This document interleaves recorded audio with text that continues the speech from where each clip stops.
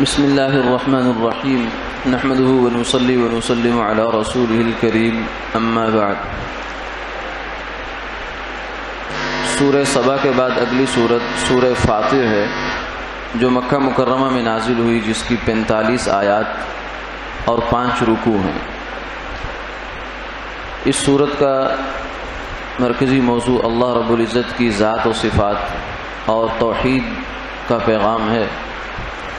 البتہ ضمن میں کچھ نصائح کا بھی تذکرہ ہے۔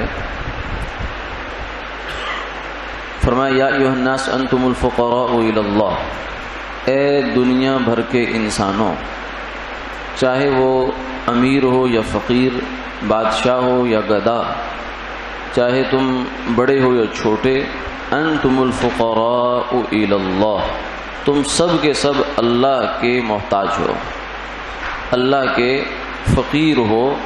جیسے فقیر جو بالکل نادار ہو اور وہ تمہارے سامنے ہاتھ پھیلاتا ہے، اس کے چہرے پر ایک لجاجت ہوتی ہے، ایک منت سماجت ہوتی ہے، ایک احتیاج ہوتی ہے، عاجزی ہوتی ہے، بے چارگی ہوتی ہے۔ اللہ کے سامنے تم سب کی عاجزی، درماندگی، بے چارگی بالکل اسی طرح ہے، بلکہ اس سے زیادہ ہے۔ فقیر تو آپ سے صرف روٹی کا سوال کرتا ہے، 10 روپے کا، 5 روپے کا سوال کرتا ہے، یا کپڑے کا سوال کرتا ہے، یا دوائی کا سوال کرتا ہے، لیکن تم صبح سے شام تک اللہ سے ہزاروں سوال کرتے ہو۔ ہر سانس انسان کا ایک سوال ہے اللہ سے کہ یا اللہ اگلا سانس خیر سے آئے۔ ہر قدم اللہ سے ایک سوال ہے کہ یا اللہ اگلا قدم خیر کا ہو۔ تو ہر قدم قدم پر ہم اللہ کی نظر کرم کے، نظر عنایت کے محتاج ہیں۔ اس لیے انسان کو اپنی حد میں رہنا چاہیے۔ اس کے حد یہی ہے کہ وہ اللہ کے در پر جھکتا رہے اور اس سے جھولی پھیلا کر مانگتا رہے، اور اللہ ہی کو وہ سب کچھ سمجھنے والا ہو۔ اپنے آپ کو سمجھے تو اللہ کا مانگتا، اللہ کا فقیر سمجھنے والا ہو۔ پھر اس صورت میں آگے فرمایا انما یخشی اللہ من عبادہ العلماء، کہ اللہ سے اس کے وہ بندے ڈرتے ہیں جو علم والے ہیں۔ یعنی علم کا نتیجہ خشیت ہونی چاہیے۔ علم وہ ہے کہ جس کے نتیجے میں انسان میں اللہ کا ڈر پیدا ہو جائے۔ جس علم سے ڈر پیدا نہ ہو بلکہ اللہ سے بغاوت پیدا ہو، وہ علم نہیں ہے، وہ جہالت ہے۔ علم کا نام ہے مگر اصل میں وہ جہالت ہے۔ جیسے شیطان ہے، معلومات اس کے پاس بہت ہیں، علم تو اس کا بہت زیادہ ہے، مگر اس علم نے اس کو سجدے پر مجبور نہیں کیا۔ علم وہ ہے جو انسان کو اللہ کے سامنے جھکنے پر مجبور کر دے، اللہ کے سامنے خشیت پر مجبور کر دے، علم وہ ہے۔ تو علم، ایسا علم اللہ سے مانگنا چاہیے جس میں خشوع حاصل ہو، اور وہ خشوع اسی علم سے حاصل ہوتا ہے جو قرآن اور حدیث کا علم ہے، اور پھر اس سے متعلقات کا علم ہے، اور جب وہ اللہ والوں کی صحبت میں حاصل کیا جائے یا ان کی تربیت میں انسان رہے تو پھر اس کے دل میں خشیت پیدا ہوتی ہے۔ ورنہ یہ علم بھی بسا اوقات انسان کو تکبر کا شکار کر دیتا ہے، تکبر کا شکار انسان ہو جاتا ہے اس علم کی وجہ سے۔ اللہ تعالی ہماری ایسے علم سے حفاظت فرمائے۔ اسی لیے سرکار دو عالم صلی اللہ علیہ وسلم نے ایک جانب اللہ سے علم مانگا ہے، اللہم انی اسألک علما نافعا، اور دوسری جانب علم سے پناہ مانگی ہے، اللہم انی اعوذ بک من علم لا ينفع، اے اللہ جو علم مجھے نفع نہ دے اس سے میں پناہ مانگتا ہوں۔ نفع سے مراد یہاں دنیا کا نفع نہیں ہے، بلکہ یہی نفع کہ جس علم کے نتیجے میں اللہ کا ڈر پیدا ہو جائے، اللہ کی خشیت پیدا ہو جائے، اللہ سے انسان جو ہے اپنے آپ کو اس کا محتاج سمجھنے والا بن جائے، وہ علم نافع ہے۔ اگلی سورت سورہ یاسین ہے جو مکہ مکرمہ میں نازل ہوئی، جس کی 83 آیات اور 5 رکوع ہیں۔ سورہ یاسین بہت زیادہ اہمیت کی حامل ہے، اس کو قرآن پاک کا دل بھی کہا گیا، اور سرکار دو عالم صلی اللہ علیہ وسلم نے یہ خواہش فرمائی کہ میرا دل چاہتا ہے میرے ہر امتی کے سینے میں سورہ یاسین ہو۔ تو جو آدمی اس سورت کو یاد کرے گا، اس کو اپنے سینے میں محفوظ کرے گا، وہ سرکار دو عالم صلی اللہ علیہ وسلم کی منشا پر عمل پیرا ہوگا۔ بعض روایات میں اس کا جو ہے وہ ثواب، اس کی مختلف تعدادیں ہیں، مقداریں ہیں، جن میں پڑھنے سے اس کا قرآن پاک کے برابر ثواب ہو جاتا ہے، بلکہ 10 قرآن کے برابر بھی ثواب کہا گیا۔ مگر یہاں یہ بات ذہن میں رکھنی چاہیے کہ جو ثواب ہے یہ انعامی ثواب ہے، یعنی سورہ یاسین کا ایک اصلی ثواب ہے جو اس کے حروف کا ہے، ایک حرف پہ 10 نیکیاں، 2 حرف پہ 20، 3 حرف پہ 30، تو اس طریقے سے ایک ثواب تو وہ ہوگا، یہ اس کا اصلی ثواب ہے۔ اور ایک اس کا انعامی ثواب ہے جسے اجر فضلی بھی کہتے ہیں، وہ اس کا قرآن کے برابر ہوگا یا 10 قرآن کے برابر ہوگا۔ اور قرآن پاک کا ایک اصلی ثواب ہے اور ایک انعامی ثواب ہے، تو قرآن پاک کے انعامی ثواب کتنا ہے وہ تو شمار میں نہیں آ سکتا۔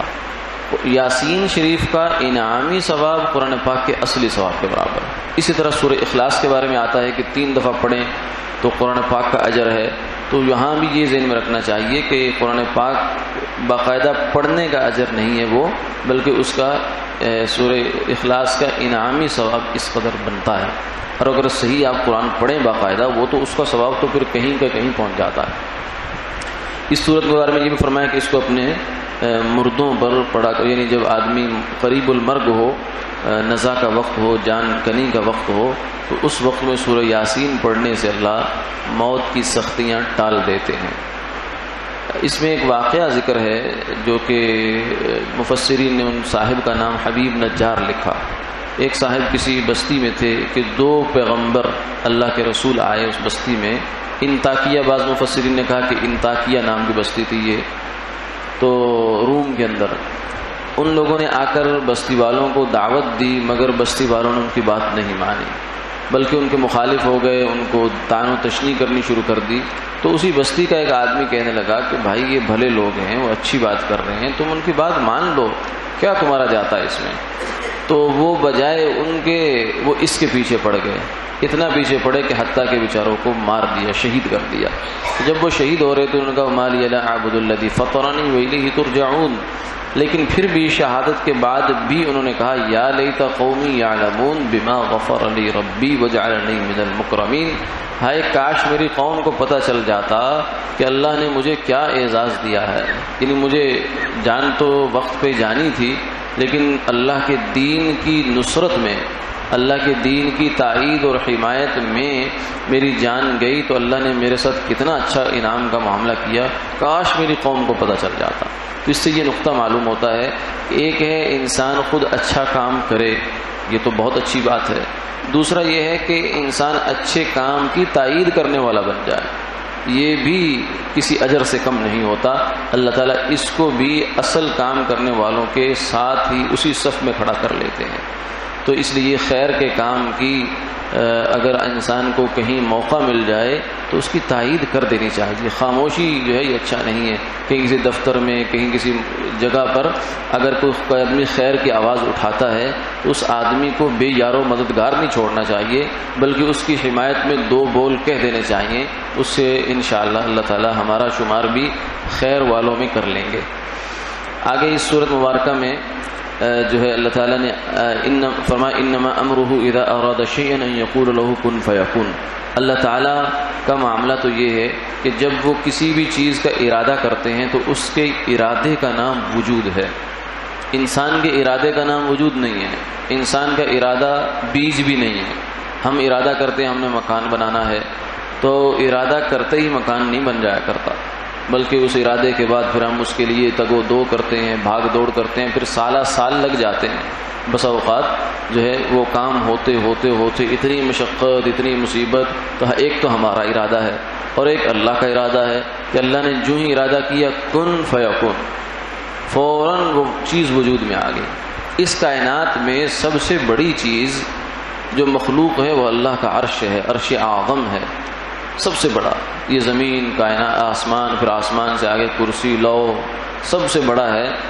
تو اللہ کی قدرت اتنی بڑی ہے، اللہ کی قدرت اتنی زبردست ہے کہ فرمایا کہ اس عرش کو پیدا کرنا اور ایک نمک کی ڈلی کو پیدا کرنا اللہ کی قدرت کے لیے دونوں برابر ہیں۔ اتنی قدرت، انسان کی قدرت اس کے مقابلے میں کیا بالکل کسی شمار میں نہیں ہے۔ پہاڑ اور چیونٹی، ہاتھی اور چیونٹی پھر بھی ایک نسبت ہے، اس میں ذرے اور صحرا میں پھر بھی ایک نسبت ہے، قطرے اور سمندر میں پھر بھی ایک نسبت ہے، لیکن اللہ کے ساتھ انسان کی قدرت کی کیا نسبت ہے؟ کچھ بھی نہیں۔ انسان تو اس کے قدم قدم پر محتاج ہے، اس کی سلامتی اسی میں ہوتی ہے کہ یہ اللہ کے سامنے بندہ بن کر رہے۔ بدماشی نہ کرے، اللہ کے سامنے جو ہے بغاوت پر نہ اتر آئے۔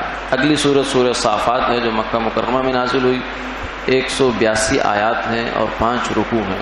صافات کا مطلب ہوتا ہے صف بستہ، صف باندھے ہوئے، تو یہاں صافات سے مراد وہ فرشتے ہیں جو اللہ تعالیٰ کے حکم کے تابع ہیں اور وہ مختلف امور سر انجام دیتے ہیں، ان کی قسم کھائی گئی ہے اس صورت میں۔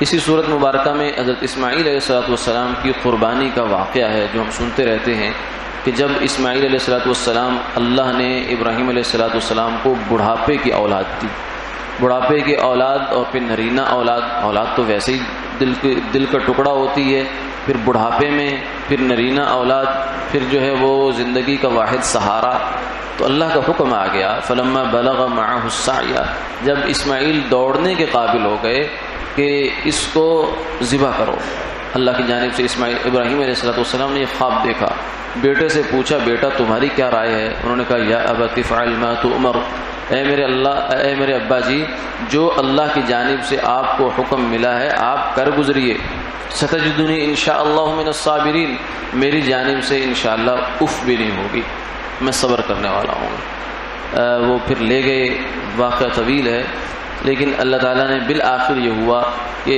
ابراہیم علیہ السلام نے تو اپنی جانب سے بیٹے کی گردن پر چھری چلا دی تھی، پٹھی باندھ لی اپنی آنکھوں پر بھی اور اسماعیل علیہ السلام کی آنکھوں پر بھی، اور چھری چلا دی، لیکن اللہ کا نظام حرکت میں آیا۔ اللہ تعالیٰ فرمایا قربانی مانگتے ہیں لیتے نہیں ہیں، بیٹے کی قربانی مانگی ہے، انسان لگتا ہے کہ مر جاؤں گا، حلال کاروبار کرنے کا کہا جائے جھوٹ کے بغیر ملاوٹ کے بغیر تو آدمی کہتا ہے بھوکا مر جاؤں گا، اللہ بھوکا مارتے نہیں، لگے گا ایسے ہی۔ الشیطان یعیدکم الفقر ویأمرکم بالفحشاء، شیطان تمہیں فقر سے تنگ دستی سے ڈراتا ہے، حلال کماؤ گے تو بھوکے مر جاؤ گے، لیکن اللہ بھوکے ماریں گے نہیں، لگے گا ایسا، کیونکہ اگر سب کو حلال بالکل اچھا لگنا شروع ہو جائے تو پھر تو دنیا میں مومن اور کافر کا امتحان ہی ختم ہو جائے گا۔ کافر اور مومن کا امتحان اسی میں ہے کہ مومن ظاہر کو نہیں دیکھتا، وہ اللہ کے حکم کو دیکھتا ہے۔ تو اللہ تعالیٰ نے ابراہیم علیہ السلام کی اس امتحان میں کامیاب فرما دیا اور ان سے عملاً قربانی لی نہیں ہے، لیکن وہ تیار تھے، وہ اس بات پہ تیار تھے کہ اگر مجھے بیٹے کو ذبح کرنا پڑا، بلکہ کر ہی دیا تھا انہوں نے تو اپنے پاس سے۔ تو اسی طریقے سے مسلمان کو بھی ذہناً تیار ہونا چاہیے کہ اگر اللہ کا حکم ہوگا تو میں پتے کھا کے بھی گزارا کر لوں گا، لیکن انشاءاللہ اللہ ایسی نوبت لائیں گے نہیں۔ اللہ تعالیٰ کو مومن کے ساتھ جو ہے اپنے مسلمان بندوں سے پھر مسلمان بندوں سے بہت پیار ہے، وہ ہر ایک کو تکلیف اس کی وسعت کے حساب سے ہی دیتے ہیں۔ آگے سورہ صاد ہے جو 88 آیات ہیں، جس کی مکہ مکرمہ میں نازل ہوئی، 5 رکوع ہیں۔ اس میں حضرت داؤد علیہ السلام کا ایک واقعہ آتا ہے۔ داؤد علیہ السلام کو اللہ نے بادشاہت عطا فرمائی تھی، پیغمبر بھی تھے، عبادت کا بھی بہت ذوق تھا، ایک دن روزہ رکھتے تھے، ایک دن افطار کرتے تھے، اسے صوم داؤدی فرمایا گیا۔ آپ صلی اللہ علیہ وسلم نے اس روزے کی ترتیب کو امت کے لیے پسند فرمایا۔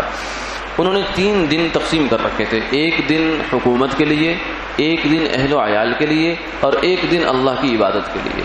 ایک دفعہ ایسا ہوا کہ ان کو یہ خیال آیا کہ یہ کیسی عجیب بات ہے کہ ہمارے خاندان کا ہر بندہ ہمارے خاندان میں کسی نہ کسی وقت، ہر وقت میں کوئی نہ کوئی آدمی اللہ کی عبادت میں مشغول رہتا ہے۔ یہ خیال سا آیا دل میں، تو بڑے لوگوں کی جو چیک ہوتے ہیں وہ بھی بڑے ہوتے ہیں، ہمارے لیے تو یہ خیال تو کوئی بات نہیں، ہم تو صبح سے شام تک سوچتے ہیں، لیکن وہ نبی تھے، اللہ کے جلیل القدر پیغمبر تھے، تو اللہ تعالیٰ نے آزمائش میں ڈال دیا۔ آزمائش میں یوں ڈالا کہ جس دن وہ عبادت کر رہے تھے، ان کی حویلی میں، ان کی جگہ میں کچھ لوگ دیوار پھلانگ کر اندر آ گئے۔ تو داؤد علیہ السلام بڑے، اب نماز میں تھے تو ایک دم گھبرا گئے کہ یہ کیا ہو گیا، جو عبادت کا خشوع خضوع تھا اس میں فرق پڑ گیا۔ جب انہوں نے سلام پھیرا یا ان سے پوچھا بھائی تم لوگ کون ہو، کہاں سے آئے ہو، دربان باہر موجود تھے، تم کیسے آ گئے؟ انہوں نے کہا ہمارا جھگڑا تھا آپس میں، 2 بھائی ہیں ہم، ایک کے پاس جو ہے 99 دمبیاں ہیں اور ایک کے پاس ایک ہے، تو ایک والا یہ کہہ رہا تھا کہ یہ میرا بھائی جو ہے نا مال میں بھی مجھ سے زیادہ ہے اور زبان کا بھی تیز ترار ہے، یہ کہتا ہے تو نے ایک کو کیا کرنا ہے یہ بھی مجھے دے دے۔ یہ ہوتی انسان کی حرص کہ وہ چاہتا ہے کہ میں بجائے اس کے کہ 50 اس کو دے دے، چلو دونوں کے برابر سرابر ہو جائیں، وہ کہتا ہے نہیں تو یہ بھی میرے کو یہ دے دے. اور یہ مجھے جو ہے نا باتوں باتوں میں اس نے مجھے لاجواب بھی کر دیا. لوگ بھی اسی کی حمایت کرتے ہیں، کیونکہ لوگ بھی عام طور سے پیسے والے کی حمایت کرتے ہیں، غریب آدمی کی کمی سنی جاتی ہے. تو داؤد علیہ السلام نے فرمایا بھائی یہ تو غلط بات ہے، اس کو جو اللہ نے دیا ہے وہ اس پر راضی رہے، تجھے جو دیا تو اس پر راضی رہے، یہ تو زیادتی کر رہا ہے. تو یہ ایک طرح سے ان کی آزمائش بن گئی کہ عبادت کے اندر ان کو اپنے خیال میں وہ پوری یکسوئی کے ساتھ عبادت کرنا چاہ رہے تھے، کر رہے تھے، مگر اس کے درمیان خلل پڑ گیا. تو یہ ان کی ایک آزمائش تھی. یہاں قرآن پاک میں وَلَقَدْ فتنہ کے الفاظ آتے ہیں تو وہ اس سے مراد یہی ہے. اس کے علاوہ ویسے بعض تفاسیر میں یا اسرائیلی روایات میں کچھ عجیب و غریب واقعات بھی مشہور ہیں کہ نعوذ باللہ من ذالک وہ تو نبوت کی شان کے بالکل مناسب نہیں ہے کہ داؤد علیہ السلام نعوذ باللہ جو ہے وہ اپنے کسی جو وزیر تھا یا ان کا سپہ سالار تھا اس کی بیوی پر نعوذ باللہ فریفتہ ہو گئے وغیرہ ذالک. تو یہ اس طرح کی حفوات ہیں جو انبیاء علیہ الصلوۃ والسلام کے شان نہیں ہیں. آگے سلیمان علیہ السلام کا واقعہ اس سورت مبارکہ میں آتا ہے. وہ دو واقعات آتے ہیں. ایک واقعہ تو یہ ہے کہ سلیمان علیہ السلام نے جہاد کی تیاری کے لیے گھوڑے پالے تھے، تو ان گھوڑوں کو دیکھ رہے تھے کہ کیسے ہیں، ان کی گردنوں پر ہاتھ پھیر رہے تھے اور کونچوں پر ہاتھ پھیر رہے تھے. تو اتنے میں ایسا ہوا کہ اس مشغولیت میں عصر کے بعد کا کچھ ان کا معمول ہوگا، کوئی وظیفہ تھا یا جو بھی تھا وہ رہ گیا، حتیٰ کہ سورج غروب ہو گیا. اب ان کو بڑا غصہ آیا کہ جو ہے وہ اب اس میں آگے مفسرین کے دو رائے ہیں. بعض نے کہا کہ ان کو غصہ آیا کہ دیکھو میری کیسی مصروفیت رہی کہ جس سے میرا یہ عمل چھوٹ گیا. انہوں نے گھوڑوں کو واپس بلایا اور ان کی گردنیں کاٹنا شروع کی. ہو سکتا ہے ان کی شریعت میں گھوڑا حلال ہو اور جہاد جو ہے وہ اس کے لیے آلہ تو ہو، مگر اتنے زیادہ تعداد میں گھوڑے ہوں کہ تھوڑے بہت ذبح کرنے سے کوئی فرق نہ پڑتا ہو، تو استعمال کر لیے گئے ہوں گوشت اس کا. اور دوسری رائے یہ ہے کہ سلیمان علیہ السلام نے کہا کوئی بات نہیں، اگر میرا وظیفہ چھوٹا ہے تو کیا ہوا، وہ بھی اللہ کا حکم تھا، اور جہاد کی تیاری میں گھوڑوں کو سدھانا اور ان کو دیکھنا پیار کرنا یہ بھی اللہ کا حکم ہے، تو پھر لاؤ گھوڑوں کو میرے پاس، میں پھر دوبارہ یہی کام کرتا ہوں. تو ایک واقعہ تو یہ ہوا. دوسرا واقعہ سلیمان علیہ السلام کا یہ تھا کہ سلیمان علیہ السلام کی حدیث پاک میں آتا ہے، صحیح حدیث میں، کہ 70 یا 90 یا 100 مختلف تعداد آتی ہے، بہرحال 70 سے کم نہیں ہے، بیویاں تھیں. انبیاء علیہ السلام کی زیادہ بیویاں رہی ہیں، پیچھے بائبل میں بھی ہے. کچھ لوگ جو سرکار دو عالم صلی اللہ علیہ وسلم پر اعتراض کرتے ہیں کہ آپ کی 11 بیویاں کیوں تھیں، ان کو پہلے اپنے گھر میں دیکھنا چاہیے. یہ عیسائی عام طور سے اعتراض کرتے ہیں، مستشرقین اورینٹلسٹ جو ہوتے ہیں وہ اعتراض کرتے ہیں. انبیاء علیہ السلام کی بہت بیویاں رہی ہیں، کیونکہ ایک نبی میں جو ہے وہ کئی جنتی جوانوں کی طاقت ہوتی ہے اور کئی ہزار کی گویا کہ وہ طاقت بنتی ہے. ایک جو عام انسان جسمانی طاقت، روحانی طاقت تو اندازہ ہی نہیں ہو سکتا.